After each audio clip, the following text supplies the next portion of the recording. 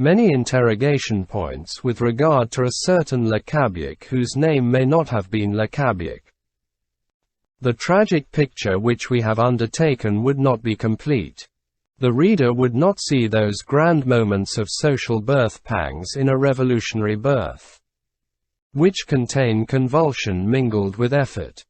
In their exact and real relief, were we to omit, in the sketch here outlined, an incident full of epic and savage horror which occurred almost immediately after Gavroche's departure.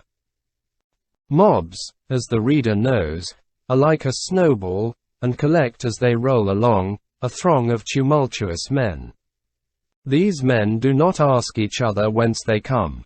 Among the passers-by who had joined the rabble led by Enjolras, Combeferre, and Courfeyrac, there had been a person wearing the jacket of a street porter, which was very threadbare on the shoulders, who gesticulated and vociferated, and who had the look of a drunken savage.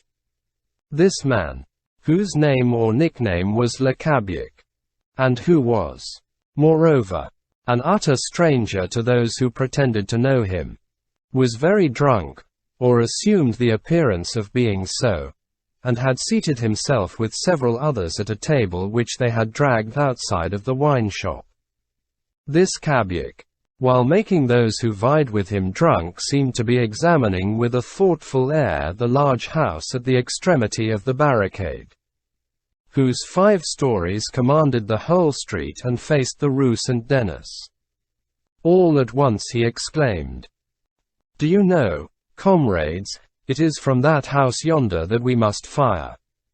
When we are at the windows, the deuce is in it if anyone can advance into the street." "Yes, but the house is closed," said one of the drinkers. "Let us knock." "They will not open." "Let us break in the door." Le Cabuc runs to the door, which had a very massive knocker, and knocks. The door opens not. He strikes a second blow. No one answers. A third stroke. The same silence. "Is there any one here?" shouts Cabuc. Nothing stirs. Then he seizes a gun and begins to batter the door with the butt end. It was an ancient alley door, low, vaulted, narrow, solid, entirely of oak, lined on the inside with a sheet of iron and iron stays, a genuine prison postern. The blows from the butt end of the gun made the house tremble, but did not shake the door. Nevertheless, it is probable that the inhabitants were disturbed, for a tiny, square window was finally seen to open on the 3rd story, and at this aperture appeared the reverend and terrified face of a grey-haired old man, who was the porter, and who held a candle. The man who was knocking paused. "Gentlemen," said the porter, "what do you want?" "Open," said Cabuc. "That cannot be, gentlemen." "Open, nevertheless." "Impossible, gentlemen." Le Cabuc took his gun and aimed at the porter. But as he was below, and as it was very dark, the porter did not see him. "Will you open, yes or no?" "No, gentlemen." "Do you say no?" "I say no, my goo." The porter did not finish. The shot was fired. The ball entered under his chin and came out at the nape of his neck, after traversing the jugular vein.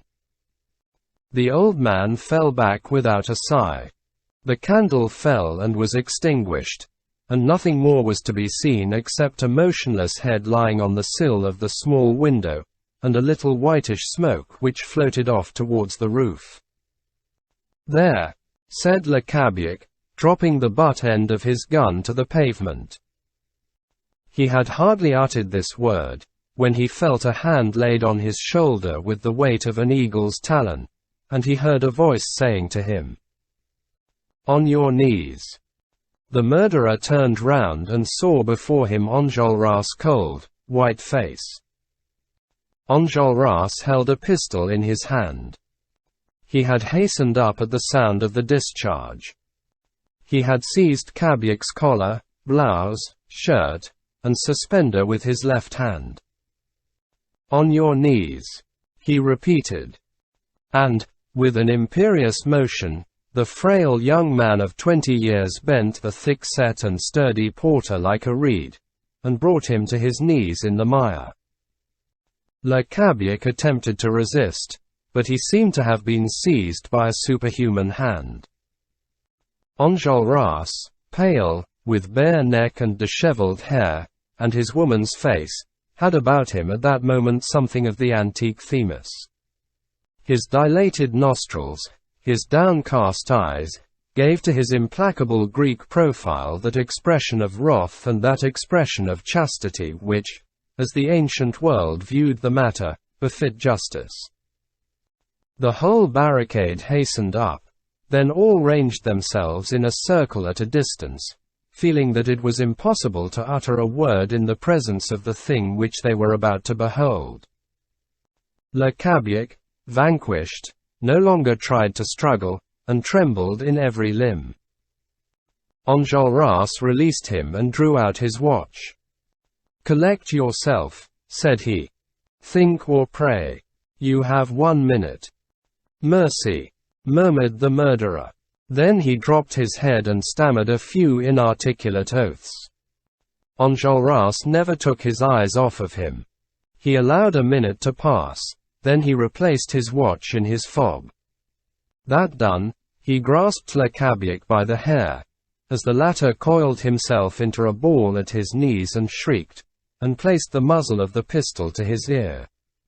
Many of those intrepid men, who had so tranquilly entered upon the most terrible of adventures, turned aside their heads. An explosion was heard. The assassin fell to the pavement face downwards. Enjolras straightened himself up, and cast a convinced and severe glance around him. Then he spurned the corpse with his foot and said, "Throw that outside."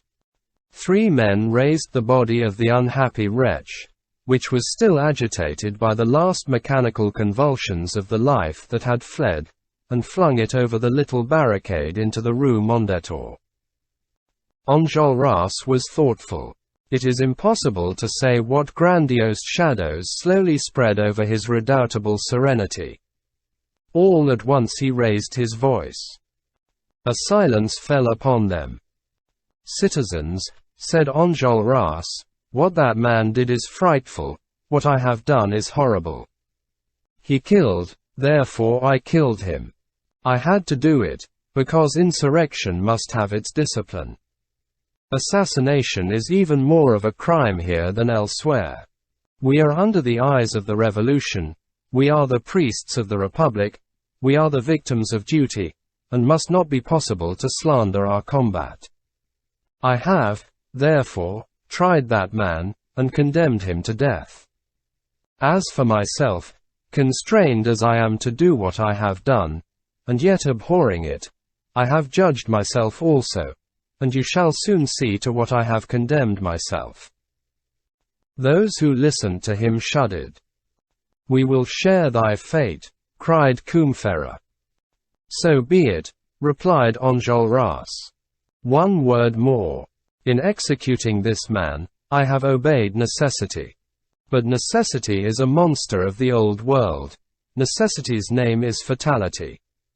Now, the law of progress is, that monsters shall disappear before the angels, and that fatality shall vanish before fraternity.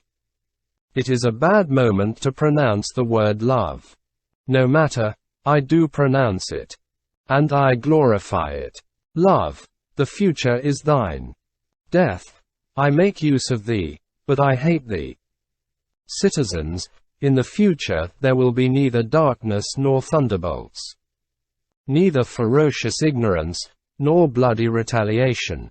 As there will be no more Satan, there will be no more Michael. In the future no one will kill anyone else, the earth will beam with radiance, the human race will love. The day will come, citizens, when all will be concord, harmony, light, joy and life. It will come, and it is in order that it may come that we are about to die." Enjolras ceased. His virgin lips closed, and he remained for some time standing on the spot where he had shed blood, in marble immobility. His staring eye caused those about him to speak in low tones. Jean Prouvaire and Combeferre pressed each other's hands silently, and, leaning against each other in an angle of the barricade, they watched with an admiration in which there was some compassion, that grave young man, executioner and priest, composed of light, like crystal, and also of rock. Let us say at once that later on, after the action, when the bodies were taken to the morgue and searched, a police agent's card was found on Le Cabiec. The author of this book had in his hands, in 1848, the special report on this subject made to the prefect of police in 1832. We will add, that if we are to believe a tradition of the police, which is strange but probably well-founded, Le Cabiec was Claquesous. The fact is, that dating from the death of Le Cabiec, there was no longer any question of Claquesous. Claquesous had nowhere left any trace of his disappearance. He would seem to have amalgamated himself with the invisible. His life had been all shadows, his end was night. The whole insurgent group was still under the influence of the emotion of that tragic case which had been so quickly tried and so quickly terminated. When Courfeyrac again beheld on the barricade, the small young man who had inquired of him that morning for Marius. This lad, who had a bold and reckless air, had come by night to join the insurgents.